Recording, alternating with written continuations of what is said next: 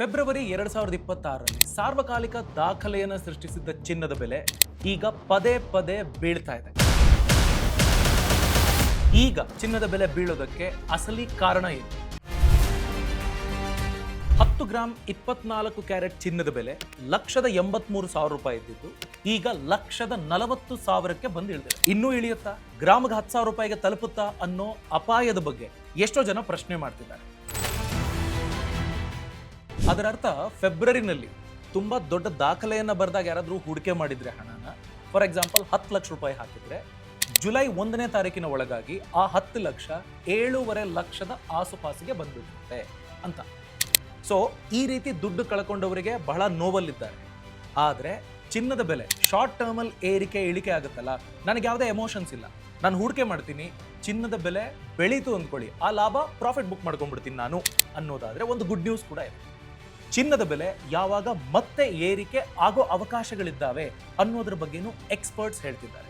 So ಚಿನ್ನ ಬೀಳೋದಕ್ಕಿರುವ ಪ್ರಮುಖ ಕಾರಣಗಳು ಮತ್ತೆ ಏಳಬಹುದು ಅನ್ನೋದಾದ್ರೆ ಯಾವ ಕಾರಣಕ್ಕೆ, ಯಾವಾಗ ಚಿನ್ನದ ಬೆಲೆ ಏರಿಕೆ ಆಗಬಹುದು, ಈ ಎಲ್ಲದರ ಬಗ್ಗೆ ಈ ವಿಡಿಯೋದಲ್ಲಿ ಡೀಟೇಲ್ ಆಗಿ ನಾನು ಎಕ್ಸ್ಪ್ಲೈನ್ ಮಾಡ್ತೀನಿ. ಸೊ ವಿಡಿಯೋ ಎಂಡ್ ವರೆಗೂ ನೋಡೋದನ್ನ ಮಿಸ್ ಮಾಡ್ತೀನಿ. ನಮಸ್ಕಾರ, ನಾನು ಅಭಿಷೇಕ್ ರಾಮಪ್ಪ. ಮೊದಲನೇದು, ಚಿನ್ನದ ಬೆಲೆ ಎಷ್ಟು ಮಟ್ಟಿಗೆ ಬಿದ್ದಿದೆ, 22 ಕ್ಯಾರೆಟ್ನಲ್ಲಿ ಎಷ್ಟು ಬಿದ್ದಿದೆ, 24 ಕ್ಯಾರೆಟ್ ಅಂತ ನೋಡಿಕೊಂಡಾಗ ಎಷ್ಟು ಬಿದ್ದಿದೆ ಅನ್ನೋದನ್ನು ಗಮನಿಸೋಣ. ಫೆಬ್ರವರಿ 2026ರಲ್ಲಿ 10 ಗ್ರಾಮ್ 24 ಕ್ಯಾರೆಟ್ ಚಿನ್ನದ ಬೆಲೆ 1,83,000 ರೂಪಾಯಿ ಇದ್ದಿದ್ದು ಜುಲೈ 1ನೇ ತಾರೀಕಿನ ಒಳಗಾಗಿ 1,40,620 ರೂಪಾಯಿಗೆ ಬಿದ್ದಿದೆ. ಟೋಟಲ್ ಲಾಸ್ ಎಷ್ಟು?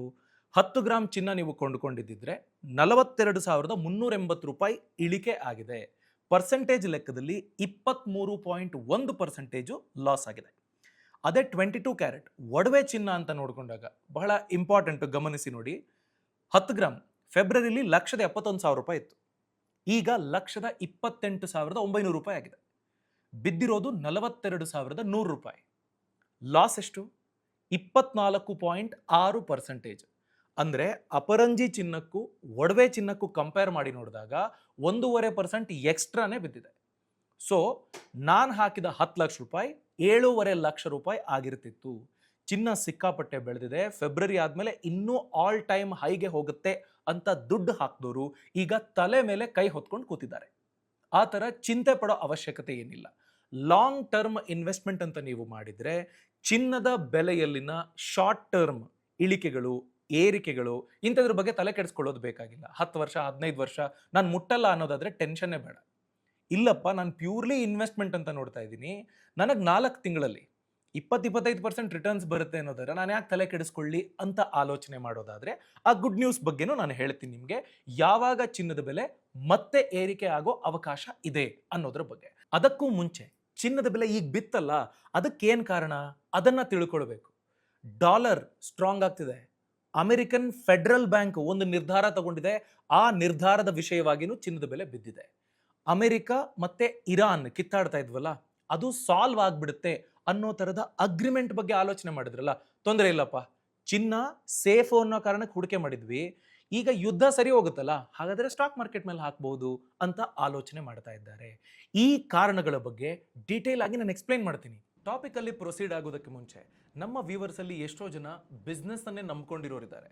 ಬಿಸ್ನೆಸ್ ಮೇಲೆ ದುಡ್ಡು ಹಾಕಿದ್ದಾರೆ, ಆದರೆ ಲಾಭ ನೋಡ್ತಿಲ್ಲ. ಯಾಕಂದ್ರೆ ಅವ್ರು ಬಂಡವಾಳ ಹಾಕಿದ್ದಾರೆ. ಬಿಸ್ನೆಸ್ ಕರೆಕ್ಟಾಗಿ ಆಗ್ತಿದ್ಯಾ, ಪ್ರಾಡಕ್ಟ್ ಸೇಲ್ ಆದಮೇಲೆ ಕರೆಕ್ಟಾಗಿ ಬಿಲ್ ಬರ್ತಿದ್ಯಾ, ಡೆಡ್ ಇನ್ವೆಂಟ್ರಿ ಆಗಿ ಎಲ್ಲೋ ಒಂದು ಕಡೆ ಸ್ಟೋರ್ ರೂಮಲ್ಲಿ ಕೂತಿದ್ಯಾ, ಇದು ಯಾವುದು ಅವರು ಟ್ರ್ಯಾಕ್ ಮಾಡೋದಕ್ಕಾಗ್ತಾ ಇಲ್ಲ. ಕೆಲವೊಮ್ಮೆ ಎಷ್ಟೊಂದು ಸೇಲ್ಸ್ ಲೀಡ್ಗಳಿರ್ತವೆ, ಅವನ್ನ ಸರಿಯಾಗಿ ಮ್ಯಾನೇಜ್ ಮಾಡಿಲ್ಲ ಅಂತಂದರೆ ಆ ಸೇಲ್ಸ್ ಲೀಡ್ ಮಿಸ್ ಆಗುತ್ತೆ, ಬಿಸ್ನೆಸ್ ಆಗಲ್ಲ. ಅದಕ್ಕೆ ನಾನು ಒಡು ಪ್ಲ್ಯಾಟ್ಫಾರ್ಮ್ನ ನಿಮಗೆ ರೆಕಮೆಂಡ್ ಮಾಡ್ತೀನಿ. ಒಡು ಒಂದು CRM platform, customer relationship management platform. ಈಗ ನಾನು ಒಡುನ CRM ಪ್ಲ್ಯಾಟ್ಫಾರ್ಮ್ ಹೇಗೆ ಕೆಲಸ ಮಾಡುತ್ತೆ, ಅದರ ಫೀಚರ್ಸ್ ಏನು ಅದನ್ನು ಎಕ್ಸ್ಪ್ಲೈನ್ ಮಾಡ್ತೀನಿ. ಒಂದು ವೇಳೆ ಯಾರಾದರೂ ನಿಮ್ಮ ಬಿಸ್ನೆಸ್ನಲ್ಲಿ ಇಂಟ್ರೆಸ್ಟನ್ನು ವ್ಯಕ್ತಪಡಿಸಿದ್ದೆ ಆದರೆ ಅದನ್ನು ಒಡು ಪ್ಲ್ಯಾಟ್ಫಾರ್ಮ್ನಲ್ಲಿ ಜಸ್ಟ್ ಒಂದು ಕ್ಲಿಕ್ ಮುಖೇನ ಅದು ನಿಮಗೆ ಗೊತ್ತಾಗುತ್ತೆ. ಒಡುನ CRM ಪ್ಲ್ಯಾಟ್ಫಾರ್ಮ್ನಲ್ಲಿ ನೀವು ಈ ಥರದ ಲೀಡ್ಗಳನ್ನು ಬಹಳ ಸುಲಭವಾಗಿ ಎಲ್ಲಾನು ಒಂದೇ ಜಾಗದಲ್ಲಿ ಟ್ರ್ಯಾಕ್ ಮಾಡಬಹುದು. ಇದು all in one business software platform. ನೀವು ನಿಮ್ಮ ಬಿಸ್ನೆಸ್ಗೆ ವೆಬ್ಸೈಟ್ ಬಿಲ್ಡ್ ಮಾಡಬೇಕು ಅಂದ್ಕೊಂಡ್ರೆ, ಅಕೌಂಟಿಂಗ್ ನೋಡ್ಕೊಳ್ಬೇಕು ಅಂದ್ಕೊಳ್ಳೋದಾದರೆ, invoicing, inventory management, project management, sales tracking, ಇದೆಲ್ಲವೂ ಒಂದೇ ಜಾಗದಲ್ಲಿ ಬಹಳ ಸುಲಭವಾಗಿ ನೀವು ಮಾಡ್ಕೊಳ್ಬಹುದಾಗುತ್ತೆ. ಇದು ಕಸ್ಟಮರ್ ಫೋಕಸ್ಡ್. ಹೇಗೆ ಅಂತಂದರೆ ನಿಮಗೆ ಇನ್ಸ್ಟೆಂಟ್ ಆಗಿ ಲೀಡ್ ಕ್ಯಾಪ್ಚರ್ ಮಾಡುತ್ತೆ. ಅಂದರೆ ಕಸ್ಟಮರ್ಗಳು ಓಡು ವೆಬ್ಸೈಟ್ ಮುಖೇನ ನಿಮ್ಮನ್ನು ನೇರವಾಗಿ ಕಾಂಟ್ಯಾಕ್ಟ್ ಮಾಡಬಹುದು. ಅವರಿಗೆ ನಿಮ್ಮ ಜೊತೆ ಬಿಸ್ನೆಸ್ ಮಾಡೋದಕ್ಕೆ ಇಂಟ್ರೆಸ್ಟ್ ಇದೆ ಅನ್ನೋದನ್ನು ನಿಮ್ಮ CRM ಅಲ್ಲಿ ಆಟೋಮ್ಯಾಟಿಕಲಿ ನೀವು ನೋಡ್ಕೊಳ್ಬಹುದು. ಹಾಗೆಯೇ ಇದು ಓವರ್ ಆಲ್ ಪೈಪ್ಲೈನನ್ನು ತೋರಿಸುತ್ತೆ.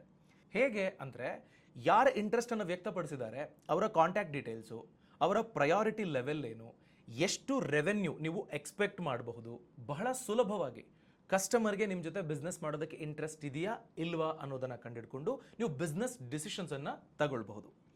ನೆಕ್ಸ್ಟು ಬಹಳ ಸಿಂಪಲ್ ಆಗಿ ಕಮ್ಯುನಿಕೇಟ್ ಮಾಡಬಹುದು, ಮಾನಿಟರ್ ಮಾಡಬಹುದು. ಹೇಗೆ? ಇಂಟರ್ನಲ್ ಎಕ್ಸ್ಟರ್ನಲ್ ಮೆಸೇಜಸನ್ನು ಒಂದು ಸೆಂಟ್ರಲ್ ಚಾಟ್ ಹಿಸ್ಟ್ರಿನಲ್ಲಿ ಈ ಸಾಫ್ಟ್ವೇರು ಸೇವ್ ಮಾಡಿಕೊಳ್ಳುತ್ತೆ. ಇದನ್ನು ನೀವು ಇಮೇಲ್ ಟೆಂಪ್ಲೇಟಿಗೆ ಬಳಸ್ಕೊಳ್ಬಹುದು. ChatGPT ಬಳಸ್ಕೊಂಡು ಈಸಿಯಾಗಿ ನೀವು ಫ್ಯೂಚರ್ ಅವ್ರ ಜೊತೆ ಕಾಲ್ ಮಾಡಬೇಕು ಅನ್ನೋದಾದರೆ, ಮೀಟಿಂಗ್ ಅರೇಂಜ್ ಮಾಡಬೇಕು ಅನ್ನೋದಾದರೆ, ಒಂದು ಟು ಡೂ ಲಿಸ್ಟು ಮೇಲ್ ಮಾಡಬೇಕು ಅನ್ನೋದಾದರೆ ನೀವು ಬಹಳ ಸುಲಭವಾಗಿ ಮಾಡ್ಕೊಳ್ಳೋದಕ್ಕೆ ಸಾಧ್ಯ ಆಗುತ್ತೆ. ಇದಕ್ಕೊಬ್ಬ ಎಕ್ಸ್ಪರ್ಟ್ ನೀವು ಹೈರ್ ಮಾಡಬೇಕು ಅನ್ನೋ ಥರದ್ದು ಇರೋದಿಲ್ಲ. ನೆಕ್ಸ್ಟು ನೀವು ಬಿಸ್ನೆಸ್ ಕೋಟ್ಗಳನ್ನು ಬಹಳ ಸುಲಭವಾಗಿ ಕ್ರಿಯೇಟ್ ಮಾಡಬಹುದು, ಅದನ್ನು ಕಳಿಸಬಹುದು. ಅದಕ್ಕೆ ನೀವು ಎಕ್ಸ್ಪರ್ಟ್ ಆಗಬೇಕಾಗಿಲ್ಲ. ನೀವು ಆಪರ್ಚುನಿಟೀಸನ್ನು ಕೋಟ್ನಲ್ಲಿ ಅವರ ಎಕ್ಸ್ಪೆಕ್ಟೇಷನ್ಗೆ ತಕ್ಕ ಹಾಗೆ ನೀವು ಡೀಟೇಲ್ಸನ್ನು ಎಂಟರ್ ಮಾಡಬಹುದು. ಕ್ಯಾಟಲಾಗ್ ಪ್ರಾಡಕ್ಟ್ಸನ್ನು ಅಲ್ಲಿ ಪ್ರೆಸೆಂಟ್ ಮಾಡಬಹುದು. ಇದೆಲ್ಲವನ್ನು ನೀವು ಅಲೈನ್ ಮಾಡಿ ಅವರಿಗೆ ಕಳಿಸಬಹುದು. ಬಹಳ ಸಿಂಪಲ್ ಆಗಿ ಅದನ್ನು ಸೈನ್ ಮಾಡಿ ನಿಮಗೆ ಪೇ ಕೂಡ ಮಾಡಬಹುದು. ಬಿಸ್ನೆಸ್ ಅಲ್ಲಿಂದನೇ ಟೇಕ್ ಆಫ್ ಆಗಿಬಿಡುತ್ತೆ. ಇಷ್ಟೇ ಅಲ್ಲ, ನೀವು ನಿಮ್ಮ ಬಿಸ್ನೆಸ್ ಫೋರ್ಕಾಸ್ಟನ್ನು ನೋಡಬಹುದು. ಹೇಗೆ ಪರ್ಫಾರ್ಮ್ ಮಾಡ್ತಾ ಇದೆ, ಅದಕ್ಕೆ ರಿಲೇಟೆಡ್ ಕಸ್ಟಮ್ ಡ್ಯಾಶ್ ಬೋರ್ಡ್ಗಳು ಇರ್ತವೆ. ಸೊ ನೀವು ನಿಮ್ಮ ಫ್ಯೂಚರ್ ಬಿಸ್ನೆಸ್ಸು ಹೀಗೆ ಗ್ರೋ ಆಗುತ್ತೆ ಅಂತ ಪ್ರೆಡಿಕ್ಟ್ ಮಾಡೋದಕ್ಕೆ ಸಾಧ್ಯ ಆಗುತ್ತೆ. ಈ ಎಲ್ಲವನ್ನು all in one business platform ಒಡು ಪ್ಲಾಟ್ಫಾರ್ಮಲ್ಲಿ ನೀವು ಸೇವೆನ ಪಡ್ಕೊಳ್ಬಹುದು. ಇದಕ್ಕೆ ಒಡು ಪ್ಲಾಟ್ಫಾರ್ಮ್ನಲ್ಲಿರುವ ಎಲ್ಲ ಅಪ್ಲಿಕೇಶನ್ಸನ್ನು ನೀವು ಬಳಸ್ಕೊಳ್ಳೋದಕ್ಕೆ ತಿಂಗಳಿಗೆ ನೀವು ಕಟ್ಟಬೇಕಾಗಿರೋದು $1,800 ಮಾತ್ರ. ಅಂದರೆ $19.90 ಅಷ್ಟು ತಿಂಗಳಿಗೆ ಖರ್ಚು ಮಾಡಬೇಕಾಗತ್ತೆ. ಯಾವುದೋ ಒಬ್ಬ ಎಕ್ಸ್ಪರ್ಟನ್ನು ಹೈರ್ ಮಾಡಿಕೊಂಡ್ರೆ ಎಷ್ಟು ಸಂಬಳ ಕೊಡಬೇಕಾಗುತ್ತೆ ನೀವೇ ಲೆಕ್ಕ ಮಾಡಿ. ಡಿಸ್ಕ್ರಿಪ್ಷನ್ ಮತ್ತು ಕಾಮೆಂಟ್ ಸೆಕ್ಷನಲ್ಲಿ ಲಿಂಕ್ ಇದೆ, ಕ್ಲಿಕ್ ಮಾಡಿ. ಕಂಡೀಷನ್ಸ್ ಓದಿ ನಿಮಗೆ ಸೂಟಬಲ್ ಅನ್ಸುತ್ತೆ ಅಂದರೆ ಮಾತ್ರ ಪ್ರೊಸೀಡ್ ಆಗಿ. Coming back to the topic, ಈಗ ಚಿನ್ನದ ಬೆಲೆ ಯಾಕಾಗಿ ಜಾಸ್ತಿ ಆಗಿದೆ ಅನ್ನೋದರ ಆಕ್ಚುಯಲ್ ಕಾರಣಗಳನ್ನು ತಿಳ್ಕೊಳ್ತಾ ಹೋಗೋಣ. ಮೊದಲನೇದು, ಅಮೆರಿಕದ ಫೆಡರಲ್ ರಿಸರ್ವ್ ಬ್ಯಾಂಕ್ ಈ ವರ್ಷ ಬಡ್ಡಿ ದರನ ಹೆಚ್ಚಿಸಬಹುದು ಅನ್ನೋ ನಿರೀಕ್ಷೆ ಇದೆ.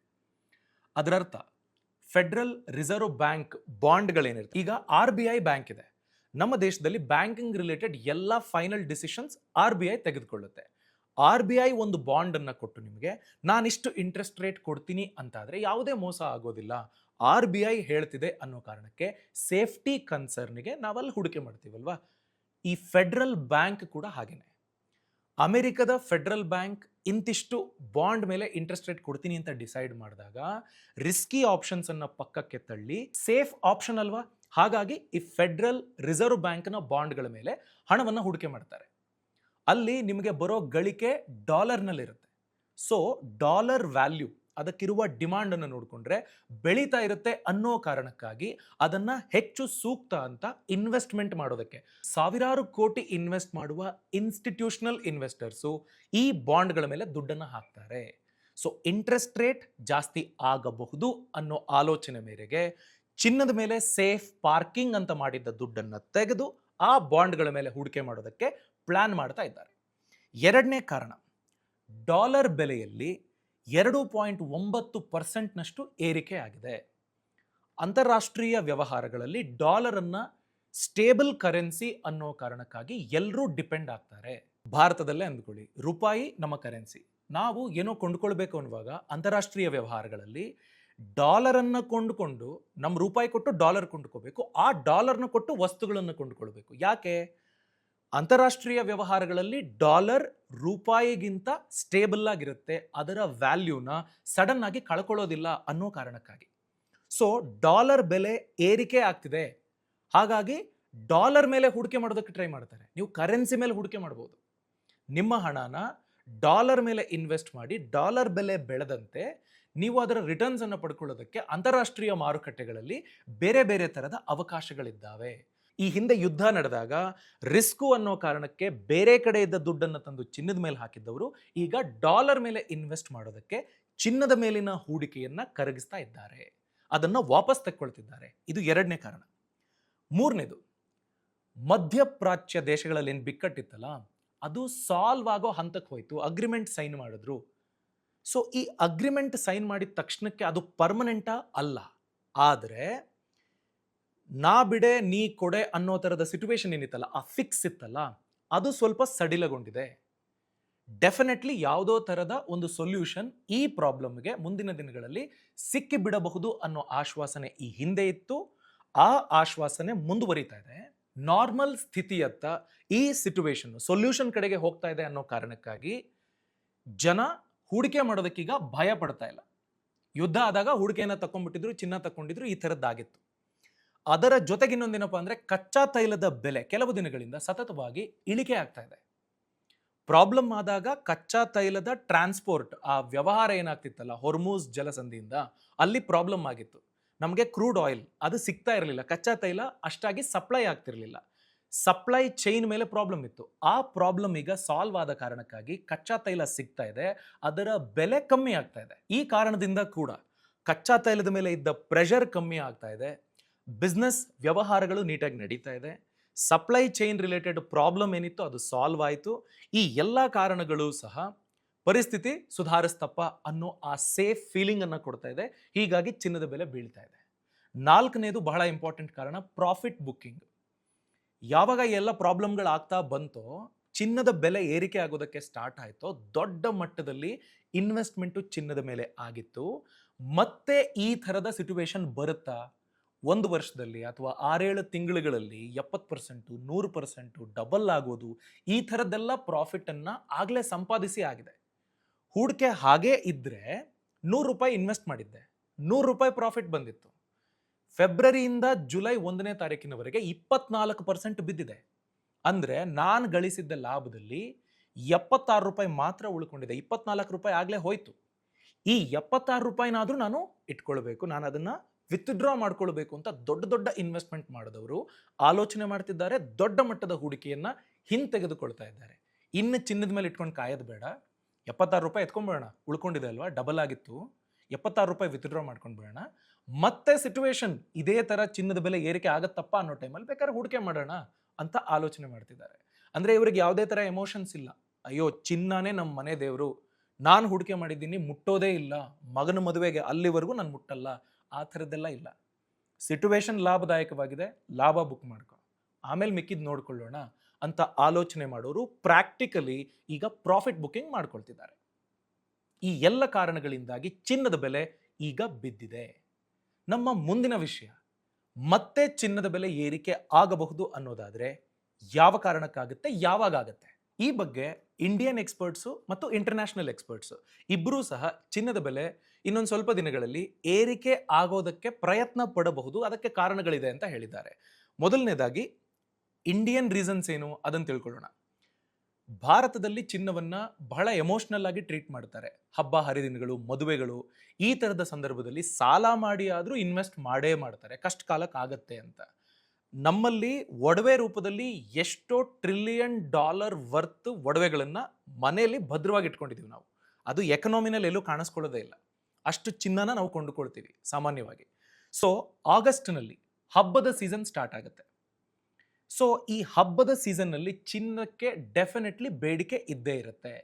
ಸೊ ಹೀಗಾಗಿ ಈಗಿರುವ ಸಿಚುವೇಶನನ್ನು ಗಮನಿಸಿದರೆ ಫೆಬ್ರವರಿನಲ್ಲಿ 1,83,000 ಇದ್ದಿದ್ದು 1.5 ಲಕ್ಷಕ್ಕೆ ಬಿದ್ದಿದೆ ಅನ್ನೋದಾದರೆ, ಡಿಸ್ಕೌಂಟ್ ರೇಟಲ್ಲಿ ಚಿನ್ನ ಸಿಗ್ತಿದೆಯಲ್ಲ ಅನ್ನೋ ಕಾರಣಕ್ಕೆ ಹಣನ ಇಟ್ಕೊಂಡು ಇನ್ವೆಸ್ಟ್ ಮಾಡದ ಬೇಡವಾ ಅಂತ ಆಲೋಚನೆ ಮಾಡ್ತಿದ್ದವರು ಸಹ ಈ ಪರಿಸ್ಥಿತಿಯ ಲಾಭ ಪಡ್ಕೊಳ್ಬಹುದು. ಹಬ್ಬದ ಸೀಸನ್ನ ಡಿಮಾಂಡ್ ಕೂಡ ಇದಕ್ಕೆ ಆಡ್ ಆನ್ ಆಗುತ್ತೆ. ಹೀಗಾಗಿ ಆಗಸ್ಟ್ನಲ್ಲಿ ಮತ್ತೆ ಚಿನ್ನದ ಬೆಲೆ ಏರಿಕೆ ಆಗುವ ಸಾಧ್ಯತೆಗಳು ಭಾರತದ ಚಿನ್ನದ ಮಾರುಕಟ್ಟೆ ಅಂತ ನೋಡಿಕೊಂಡ್ರೆ ಖಂಡಿತ ಇದೆ ಅಂತ ಎಕ್ಸ್ಪರ್ಟ್ಸ್ ಹೇಳ್ತಿದ್ದಾರೆ. ಈಗ ಗ್ಲೋಬಲ್ ರಿಸರ್ಚ್ ರಿಪೋರ್ಟ್, ಅಂತಾರಾಷ್ಟ್ರೀಯ ಮಟ್ಟದಲ್ಲಿ ಇರುವ ಆಲೋಚನೆ ಏನು ಅದನ್ನು ತಿಳ್ಕೊಳ್ಳೋಣ. ಗೋಲ್ಡ್ಮ್ಯಾನ್ ಸ್ಯಾಕ್ಸ್ ಅವರೇನು ಹೇಳ್ತಿದ್ದಾರೆ ಅಂದರೆ, ಅವರ ರಿಸರ್ಚ್ ಟೀಮ್ ಹೇಳೋದ್ರ ಪ್ರಕಾರ ಗೋಲ್ಡ್ ಈಗ ಬಿದ್ದಿದೆ 24%, ಆದರೂ ಸಹ ಬುಲ್ಲಿಶ್ ಲಾಂಗ್ ಟರ್ಮ್ ಸ್ಟ್ಯಾನ್ಸ್. ಅದರರ್ಥ ಗೂಳಿ ಓಟ, ಮಾರ್ಕೆಟ್ನಲ್ಲಿ ಗೂಳಿ ಓಟ, ಕರಡಿ ಕುಣಿತ ಅಂತಾರಲ್ಲ, ಆ ಥರದ ಗೂಳಿ ಓಟ ಚಿನ್ನದ ಬೆಲೆಯಲ್ಲಿ ಇನ್ನೂ ಮುಂದುವರಿಯೋದಕ್ಕೆ ಪೊಟೆನ್ಷಿಯಲ್ಲು ಚಿನ್ನಕ್ಕಿದೆ ಅಂತ ಅವರು ಹೇಳ್ತಾ ಇದ್ದಾರೆ. ಇದಕ್ಕೆ ಬಹಳ ಬಲವಾದ ರೀಸನ್ ಇದೆ. ಏನದು ಅಂತಂದರೆ, RBI reserve bank of India ಅದೇ ರೀತಿ ಚೀನಾದ PBOC, ಈ ಥರದ ದೊಡ್ಡ ದೊಡ್ಡ ಸೆಂಟ್ರಲ್ ಬ್ಯಾಂಕ್ಗಳು ಚಿನ್ನವನ್ನ ಮತ್ತಷ್ಟು ಖರೀದಿ ಮಾಡೋದನ್ನ ಮುಂದುವರಿಸ್ತಾನೆ ಇದ್ದಾವೆ. ಈಗ ಒಬ್ಬ ಸಾಮಾನ್ಯ ಗ್ರಾಹಕ ಚಿನ್ನ ಬಿದ್ದಿದೆ, ದುಡ್ಡು ಹಾಕಿದ್ರೆ ಬೆಳಿಬಹುದು ಅನ್ನೋದಾದ್ರೆ ಅವಕಾಶ ನನಗೂ ಬೇಕು ಅಂತ ಆಲೋಚನೆ ಮಾಡ್ತಾರೆ. ಅಂಥದ್ರಲ್ಲಿ ದೊಡ್ಡ ದೊಡ್ಡ ಬ್ಯಾಂಕ್ಗಳು ಆ ಕೆಲಸವನ್ನ ಮಾಡ್ತಿವೆ. ಸೊ ಚಿನ್ನ ಮತ್ತೆ ಏರಿಕೆಯತ್ತ ಸಾಗಬಹುದು ಅನ್ನೋದಕ್ಕೆ ಒಂದು ಕಾರಣ ಇದು. JP Morgan ಗ್ಲೋಬಲ್ ರಿಸರ್ಚ್ ಏನು ಹೇಳ್ತಾ ಇದೆ ಅಂತಂದ್ರೆ, ಶಾರ್ಟ್ ಟರ್ಮ್ನಲ್ಲಿ ಅಂದರೆ ಈಗ ನಮಗೆ ಫೆಬ್ರವರಿಯಿಂದ ಜುಲೈವರೆಗೂ ನೋಡಿಕೊಂಡಾಗ 4-5 ತಿಂಗಳುಗಳಲ್ಲಿ ಬಿದ್ದಿದ್ರೂ ಸಹ ಚಿನ್ನದ ಬೆಲೆ ಲಾಂಗ್ ಟರ್ಮಲ್ಲಿ ಬೆಳೆಯೋದಕ್ಕೆ ಅವಕಾಶ ಇದೆ ಅಂತ JP Morgan ಎಕ್ಸ್ಪರ್ಟ್ಸ್ ಟೀಮ್ ಹೇಳ್ತಾ ಇದ್ದಾರೆ. ಯಾಕೆ ಹೀಗೆ ಹೇಳ್ತಿದ್ದಾರೆ ಅಂತಂದರೆ, ಲಾಂಗ್ ಟರ್ಮಲ್ಲಿ ಸ್ಟ್ರಕ್ಚರಲ್ ಎಕನಾಮಿಕಲ್ ರಿಸ್ಕ್ಗಳು ಇದ್ದಾವೆ. ಇನ್ಫ್ಲೇಷನ್ನಿಂದ ಬಚಾವಾಗೋದಕ್ಕೆ ಕ್ಯಾಶ್ನಲ್ಲಿ ಇಟ್ಕೊಳ್ಳೋದ್ರ ಬದಲಿಗೆ ಅಥವಾ ಬೇರೆ ಎಲ್ಲೋ ಇನ್ವೆಸ್ಟ್ಮೆಂಟ್ ಮಾಡಿ ಆ ರಿಸ್ಕನ್ನು ಫೇಸ್ ಮಾಡೋದ್ರ ಬದಲು ಚಿನ್ನನೇ ಬೆಟರಪ್ಪ ಅಂತ ವಾಪಸ್ ಬರುವಂಥ ಅವಕಾಶಗಳಿರ್ತವೆ. ಮತ್ತೆ ಈಗ ಈ ಯುದ್ಧದ ಸನ್ನಿವೇಶ ಇದೆಯಲ್ಲ, ಈಗ ಅಗ್ರಿಮೆಂಟ್ ಆಗಿದೆ, ಮುಂದೆ ಮತ್ತೆ ಅದನ್ನ ರೀಕಾಲ್ ಮಾಡಿಬಿಟ್ರೆ ಮತ್ತೆ ಅಟ್ಯಾಕ್ ಮಾಡಿದ್ರೆ ಅನ್ನೋ ಥರದ ಅಪಾಯವನ್ನ ಸಂಪೂರ್ಣವಾಗಿ ನಾವು ತಳ್ಳಿ ಹಾಕೋದಕ್ಕಾಗೋದಿಲ್ಲ. ಟ್ರಂಪ್ ಅವರು ನಿರ್ಧಾರ ತಗೊಳ್ಳೋ ರೀತಿನ ನೀವು ಗಮನಿಸಿದ್ರೆ ಈ ಥರದ ಸ್ಟ್ರಕ್ಚರಲ್ ಎಕನಾಮಿಕಲ್ ರಿಸ್ಕ್ ಇರ್ತವೆ. ಸೊ ಹಾಗಾಗಿ ಚಿನ್ನದ ಬೆಲೆ ಮತ್ತೆ ಲಾಂಗ್ ಟರ್ಮ್ನಲ್ಲಿ ಏರಿಕೆ ಆಗಬಹುದು ಅಂತ JP Morgan ಸಹ ಹೇಳ್ತಾ ಇದೆ. ಅಲ್ಲಿಗೆ ನಮ್ಮ ಕೊನೆಯ ಪ್ರಶ್ನೆ, ಚಿನ್ನದ ಬೆಲೆ 1 ಲಕ್ಷ ರೂಪಾಯಿಗಿಂತ ಕೆಳಗಡೆ ಬಿದ್ದು ಬಿಡುತ್ತಾ? ಈ ವಿಷಯ ಈಗಿನ ಪರಿಸ್ಥಿತಿ ಅಂತ ನೋಡಿಕೊಂಡ್ರೆ ಲಕ್ಷ ರೂಪಾಯಿಗಿಂತ ಕಡಿಮೆಗೆ 10 ಗ್ರಾಂ ಚಿನ್ನದ ಬೆಲೆ ಇಳಿಯುವ ಸಾಧ್ಯತೆಗಳು ಇಲ್ಲ. ಯಾಕೆಂದ್ರೆ ಈಗ ನೀವು ಒಡವೆ ಚಿನ್ನ ಅಂತ ನೋಡಿಕೊಂಡ್ರು 1,28,000 ರೂಪಾಯಿವರೆಗೂ ಬಂದಿದೆ. ಅದು ಇನ್ನೂ ಕೆಳಗೆ ಹೋಗೋ ಸಾಧ್ಯತೆಗಳು ಈಗಂತೂ ಕಾಣ್ತಾ ಇಲ್ಲ, ಯಾಕೆಂದ್ರೆ ಹಬ್ಬದ ಡಿಮಾಂಡ್ ಇದೆ. ಇನ್ನು ಮಿಕ್ಕಂತೆ ಅಪರಂಜಿ ಚಿನ್ನ ಪ್ಯೂರ್ಲಿ ಇನ್ವೆಸ್ಟ್ಮೆಂಟ್ ಪರ್ಪಸ್ಸಿಗೆ ಅಂತ ನಾವು ನೋಡಿಕೊಂಡಾಗ ಅದು 10 ಗ್ರಾಮ್ಗೆ 1,40,000 ರೂಪಾಯಿವರೆಗೂ ಬಂದಿದೆ. ಇನ್ನೂ ಬೀಳಕ್ಕೆ ಸಾಧ್ಯ ಇಲ್ಲ, ಯಾಕೆಂದ್ರೆ ರಿಸರ್ವ್ ಬ್ಯಾಂಕು ಬೇರೆ ಬೇರೆ ಡೆವಲಪಿಂಗ್ ನೇಷನ್, ಅಭಿವೃದ್ಧಿ ಹೊಂದುತ್ತಿರುವ ರಾಷ್ಟ್ರಗಳೇನಿದ್ದಾವೆ ಅವುಗಳ ಸೆಂಟ್ರಲ್ ಬ್ಯಾಂಕು ಇದನ್ನ ಒಳ್ಳೆ ಅವಕಾಶವಾಗಿ ಪರಿಗಣಿಸ್ತಿದ್ದಾರೆ. ಸೊ ಅವರು ಇನ್ವೆಸ್ಟ್ ಮಾಡ್ತಿದ್ದಾರೆ. ಸೊ ಅಪರಂಜಿ ಚಿನ್ನ ಆಗಲಿ ಒಡವೆ ಚಿನ್ನ ಆಗಲಿ ಇನ್ನೂ ಹೆಚ್ಚು ಬೀಳೋದಕ್ಕೆ ಸಾಧ್ಯತೆಗಳು ಇಲ್ಲ ಶಾರ್ಟ್ ಟರ್ಮಲ್ಲಿ ಅನ್ನೋದು ಈಗಿನ ಎಕ್ಸ್ಪರ್ಟ್ಗಳು ಹೇಳ್ತಿರುವಂತಹ ವಿಚಾರ. ಸೊ ಇನ್ನೂ ಬೀಳೋದಕ್ಕೆ ಅವಕಾಶ ಇಲ್ಲ ಅಂತ ಹೇಳ್ತಿದ್ದಾರೆ. ಲಾಂಗ್ ಟರ್ಮ್ನಲ್ಲಿ ಇನ್ನೂ ಏರಿಕೆ ಆಗಬಹುದು ಅಂತ ಹೇಳ್ತಿದ್ದಾರೆ. ಬಟ್ ಈ ಎಲ್ಲವೂ ಯಾವುದು ಗ್ಯಾರಂಟಿ ಜೊತೆಗೆ ಬರೋದಿಲ್ಲ. ಈಗ ನಾನು ಮಾತಾಡಿದಲ್ಲ ಕಾರಣ, ಈ ಎಲ್ಲ ಕಾರಣಗಳ ಮೇಲೆ ಇಂಟರ್ ಡಿಪೆಂಡೆಂಟ್ ಆಗಿ ಚಿನ್ನದ ಬೆಲೆ ಕೂಡ ಇರುತ್ತೆ. ಈ ಇನ್ಫಾರ್ಮೇಶನ್ ನಿಮಗೆ ಇಷ್ಟ ಆಗಿದ್ರೆ ದಯಮಾಡಿ ಲೈಕ್ ಮಾಡಿ, ನಿಮ್ಮ ಅಭಿಪ್ರಾಯನ ಕಾಮೆಂಟ್ ಸೆಕ್ಷನ್ನಲ್ಲಿ ತಪ್ಪದೆ ನೀವು ಬರೆಯೋದನ್ನ ಮರಿಬೇಡಿ. Thanks for watching. All the best. Brand partnership ಮತ್ತು ಜಾಹೀರಾತಿಗಾಗಿ ಸಂಪರ್ಕಿಸಿ brand@bosswala.com. WhatsApp number 9108014192. Bosswala. Be the boss.